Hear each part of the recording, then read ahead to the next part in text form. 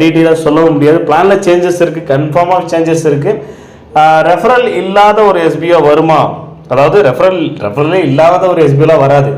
நம்ம எந்த பிஸ்னஸ் எடுத்துக்கிட்டாலும் நமக்கு விருப்பம் இருந்தால் யாரையாச்சும் ரெஃபர் பண்ணலாம்.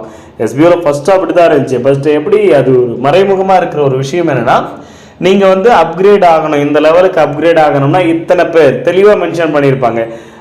5 பேர், 12 பேர், 13 பேர் அப்படின்னு சொல்லிட்டு மென்ஷன் பண்ணியிருப்பாங்க. இத்தனை பேரை நீங்கள் ரெஃபர் பண்ணாதான் இந்த லெவலுக்கு போக முடியும், நீங்கள் ஒரு நாளைக்கு இவ்வளோ ஏர்ன் பண்ண முடியும் அப்படிங்கிறது அந்த ரெஃபரல் பேஸ்டு ஒரு கான்செப்ட் நம்ம அஃபிஷியலாகவே அனௌன்ஸ்மெண்ட் கொடுத்துருப்போம் இல்லையா?